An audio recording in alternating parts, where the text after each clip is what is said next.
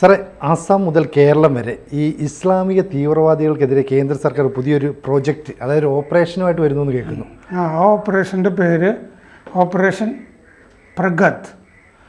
അതായത് കഴിഞ്ഞ ദിവസം ഈ അൻസറുള്ള ബംഗ്ല എന്ന് പറഞ്ഞിട്ടൊരു ഭീകര സംഘടന ഉണ്ടല്ലോ, അൽഖ്വയ്ദയുമായി ബന്ധപ്പെട്ടത് ബംഗ്ലാദേശിൽ. ആ അൻസറുള്ള ബംഗ്ലയുടെ ഒരു പ്രധാനപ്പെട്ട ചീഫ് 2015 മുതൽ ജയിലിലുണ്ടായിരുന്ന റഹ്മാനിയെ വിട്ടയച്ചിരുന്നു യൂനിയൻ സർക്കാർ. മുഹമ്മദ് യൂനിസ് സർക്കാർ വന്നപ്പോൾ അതിനുശേഷം അത് കഴിഞ്ഞ് റഹ്മാനി അവിടെ ഒരു പ്രസംഗം നടത്തിയിട്ട് സിലിഗുരി കോറിഡോർ പിടിക്കും, വേണ്ടി വന്നാൽ ചൈനയുടെ സഹായം തേടും, മോദിയെ ഇല്ലായ്മ ചെയ്യണം എന്നൊക്കെ പറഞ്ഞ് ഒരു വീഡിയോ വൈറലായിട്ട് ഓടുന്നൊക്കെ ഉണ്ടായിരുന്നു ഇസ്ലാമിക തീവ്രവാദികളുടെ ഇടയിൽ. മുമ്പ് നമ്മളത് ചർച്ച ചെയ്തിട്ടുണ്ട്. ഈ അൻസറുള്ള ബംഗ്ലയുടെ പ്രവർത്തകനെ ഈ കഴിഞ്ഞ ദിവസം അവിടെ അറസ്റ്റ് ചെയ്തു. അപ്പോൾ ആസാം പോലീസാണ് അറസ്റ്റ് ചെയ്തിരിക്കുന്നത്. 31 വയസ്സുള്ള ആളാണ് അറസ്റ്റ് ചെയ്തിരിക്കുന്നത്. പിനാമാരി ഗ്രാമം, അതായത് അസം ബംഗ്ലാദേശ് അതിർത്തിയിൽ ദുബ്രി എന്ന് പറഞ്ഞ സ്ഥലമുണ്ടല്ലോ, ദുബ്രി ലോക്സഭാ മണ്ഡലമാണ്. അവിടെയാണ് ഇന്ത്യയിലെ ഏറ്റവും കൂടുതൽ ആളുകൾ വോട്ട് ചെയ്യുന്നത്, 94%. അതെ, ആ ദുബ്രിയിൽ നിന്ന് മുമ്പ് മറ്റേ ഒരാൾ ജയിച്ചിരുന്നു. അത് കഴിഞ്ഞ അയാളുടെ, അതായത് ഒരു MLA ആണ് ലോക്സഭയിലേക്ക് പോയത്. മറ്റേ മണ്ഡലത്തിൽ മറ്റേ മകൻ നിന്ന് കഴിഞ്ഞപ്പോൾ തോറ്റുപോയി. അത് BJP പിടിച്ചു ആ മണ്ഡലം. അതുപോലെയാണ് ഈ കന്ദർക്കി എന്ന് പറഞ്ഞ മണ്ഡലവും ഉത്തർപ്രദേശില് മുസ്ലിം ഭൂരിപക്ഷ മണ്ഡലം പിന്നീട് BJP പിടിക്കുക. അങ്ങനെ ആ ദുബ്രിയിലൊക്കെ ആവുമ്പോൾ കേരളത്തിൽ ഈ ആസാമിൽ നിന്ന് വന്ന് ആളുകൾ ജോലി ചെയ്യുന്നുണ്ടല്ലോ, വോട്ട് ചെയ്യാൻ നേരത്തെ എവിടെ ഉണ്ടെങ്കിലും ഇവര് ആ മണ്ഡലത്തിലേക്ക് പോകും ദുബ്രിയിൽ. അങ്ങനെയാണ് ഈ 94% വരുന്നത്. ഈ CAA ആ കാര്യങ്ങളിലൊക്കെ അതിർത്തി സ്ഥലമായതുകൊണ്ട് തിരിച്ചു പോകേണ്ടി വരുമോ എന്നുള്ള പേടിയുള്ള ആളുകളാണ്. ഡീപ്പോർട്ട് ചെയ്യുമോ ബംഗ്ലാദേശിലേക്കോ എന്നൊക്കെയുള്ള പേടി. അനധികൃതമായിട്ട് പല രേഖകളും ഒക്കെ ഉള്ള ആളുകളും ഒക്കെ ധാരാളം ഉണ്ട് അവിടെ. ഈ ദുബ്രിയിലെ പിനാമാരി ഗ്രാമത്തിലാണ് അജീബർ റഹ്മാൻ 31 വയസ്സ് പിടിച്ചത്, അൻസറുള്ള ബംഗ്ല. ഈ ആഴ്ച പിടിക്കുന്ന 2ാമത്തെ ആളാണ് ഈ അൻസറുള്ള ബംഗ്ല ഭീകരപ്രവർത്തകൻ. ജഹീർ അലി എന്ന് പറഞ്ഞ ഒരാളെ ദുബ്രിയിൽ തന്നെ ഗുദിഗാവ് ആ ഗ്രാമത്തിൽ പിടിച്ചിരുന്നു. 2. ഇപ്പോൾ ആകെ 14 പേരെ ഈ അൻസറുള്ള ബംഗ്ലയുമായിട്ട് ബന്ധപ്പെട്ട ആളുകളെ പിടിച്ചു. അതിലൊരാൾ കേരളത്തിൽ നിന്നാണ് പിടിച്ചത്, കാസർഗോഡ് അടുത്ത സമയത്ത് പിടിച്ചല്ലേ? അതെ. അപ്പോൾ ഈ അൻസറുള്ള ബംഗ്ല എന്ന് പറയുന്നത് ഈ റഹ്മാനിയൊക്കെ വിട്ട് കഴിഞ്ഞിട്ട് അയാൾ ആളുകളെ അയച്ചിട്ട്, ഈ കാസർഗോഡ് ആളെ പിടിച്ചതും ഈ റഹ്മാനി അയച്ച ആളാണല്ലോ. കേരള പോലീസ് അറിഞ്ഞിട്ടില്ലല്ലോ അല്ലേ? ആസാം പോലീസ് വന്നിട്ട് പിടിച്ചാണ്. അപ്പോൾ മറ്റേ സ്ലീപ്പർ സെല്ലുകളെ ഉണ്ടാക്കി വെക്കുക, അതിനു വേണ്ടിയിട്ട് റഹ്മാനി അയച്ചതാണെന്നാണ് കണ്ടെത്തിയിരിക്കുന്നത്. ആ വിട്ടയച്ച ഭീകര മേധാവി ചെയ്യുന്നു എന്നാണ് കണ്ടെത്തിയിരിക്കുന്നത്. ഈ കൂട്ടത്തിൽ ഈ അറസ്റ്റിലായ 14 പേരിൽ ഒരാൾ ബംഗ്ലാദേശ് പൗരനാണ്. പിന്നെ ഈ അൻസറുള്ള ബംഗ്ല ടീം എന്നാണ് പറയുക, ABT. ഇനി ABT എന്ന് പറഞ്ഞാൽ മതി. അപ്പോൾ ABTയുടെ ചീഫ് ജസീമുദ്ദീൻ റഹ്മാനി, അയാളെയാണ് വിട്ടയച്ചത് ഈ യൂനിസ് വന്ന ശേഷം. 2015 മുതൽ അയാൾ ജയിലിലായത് ഈ ബ്ലോഗർമാരെ കൊല്ലുന്നുണ്ടായിരുന്നു. പല ബ്ലോഗർമാർ ബംഗ്ലാദേശില് ഇസ്ലാമിനെ പറ്റിയൊക്കെ സ്വതന്ത്രമായിട്ടൊക്കെ പറയുന്ന ഈ ബ്ലോഗർമാരൊക്കെ ഉണ്ടല്ലോ, കാണാനില്ല എന്നൊക്കെ പറയുന്നു അല്ലേ? അത് 3-4 പേരെ കൊന്നതായിട്ട് തന്നെ വിവരമുണ്ട് ഈ അൻസറുള്ള ബംഗ്ല. അങ്ങനത്തെ ഒരു കേസിലാണ് ഇയാൾ അകത്ത് പോയത്. അപ്പൊ ഈ റഹ്മാനിയുടെ സഹായി ഫർഹാൻ ഇസ്രാഖ്, അയാളാണ് ബംഗ്ലാദേശി. അയാളാണ് ഈ മൊത്തം ഓപ്പറേഷന്റെ, ഈ ഓപ്പറേഷൻ പ്രഗതിന്റെ അല്ല, അൻസറുള്ള ഓപ്പറേഷന്റെ മേൽനോട്ടം വഹിക്കുന്ന അയാളാണ്. 2 മാസമായി ഈ ഓപ്പറേഷൻ നടക്കുന്നുണ്ട്. അസമിന് അടുത്ത സ്റ്റേറ്റുകളിലുമൊക്കെ നടക്കുന്നുണ്ട്, പശ്ചിമ ബംഗാളിലുമൊക്കെ കാര്യമായി നടക്കുന്നുണ്ട്. ഒരു സ്ലീപ്പർ സെല്ലുകൾ ഉണ്ടാക്കുന്നുണ്ട്. ആഗോള ഭീകര സംഘടനകൾ ഇന്ത്യയിൽ വരുന്നതിനെതിരെ ആണ് ആഗോള ഇസ്ലാമിക ഭീകര സംഘടനകൾ എന്ന് പറയാം. അതിനെതിരെയാണ് ഈ ഓപ്പറേഷൻ പ്രഗത് കേന്ദ്ര സർക്കാർ ഈ സംസ്ഥാന സർക്കാരുകളുടെ സഹായത്തോടെ ആസം മുതൽ കേരളം വരെ നടത്തുന്നത്.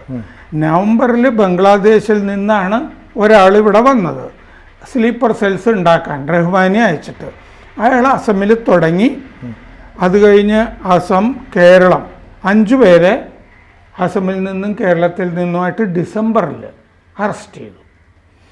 കേരളത്തിൽ നിന്ന് അറസ്റ്റിലായ ആളുടെ പേര് സാദ് റാദി, കാസർഗോഡ് നിന്ന് എന്ന് പറഞ്ഞാൽ ഇവിടുത്തുകാരനല്ല, സാദ് റാദി. അയാൾ ബംഗാളിലും ആദ്യം പ്രവർത്തിച്ചിരുന്നത് ഈ അസം, ബംഗാൾ പ്രദേശങ്ങളിലൊക്കെയാണ്. ഈ റഹ്മാനി അയച്ച ഫർഹാൻ ഇസ്രാഖ് മേൽനോട്ടത്തിന്, അയാൾ ഈ റാദിയെ നവംബറിൽ അയക്കുകയാണ് ചെയ്തത് ഇങ്ങോട്ട്. ഈ കേരളത്തിൽ അറസ്റ്റിലായ, കാസർഗോഡ് അറസ്റ്റിലായ സാദ് റാദി, അയാളുടെ ശരിക്കുള്ള പേര് റാബ് ഷെയ്ഖ് എന്നാണ്. അയാളുടെ നാട് ബംഗ്ലാദേശിലെ രാജശാഹി. അപ്പോൾ കേരളത്തിൽ നിന്ന് അറസ്റ്റിലായ ആളാണ് ബംഗ്ലാദേശി. മറ്റേ സാദ് റാദി, അയാളുടെ ശരിക്കുള്ള പേര് ഷാബ് റൈഖ്. അപ്പോൾ നവംബറിൽ അയച്ചു. അയാൾ മറ്റേ കേരള സ്പെഷ്യൽ ടാസ്ക് ഫോഴ്സ് അയാളെ പിടിക്കുമ്പോൾ ഉണ്ടായിരുന്നു. മുർഷിദാബാദിലാണ് ഇയാൾ ആദ്യം വന്നത് ബംഗ്ലാദേശിൽ നിന്ന്. അത് കഴിഞ്ഞ് ജൽപായ്ഗുരി അവിടെ പോയി. പിന്നെ ഫലാക്കട്ട, ജൽപായ്ഗുരി ഫലാക്കട്ടയിലൊക്കെ സ്ലീപ്പർ സെല്ലുകളൊക്കെ ആയിട്ട് ബന്ധപ്പെട്ടു. ഈ പോലീസ്, ഈ ടാസ്ക് ഫോഴ്സ് 17-18 റെയ്ഡുകൾ ഇയാളെ പിടിക്കാൻ വേണ്ടി നടത്തിയിരുന്നു. 17-18 സ്ഥലത്ത് റെയ്ഡുകൾ നടത്തി, പരിശോധനകൾ.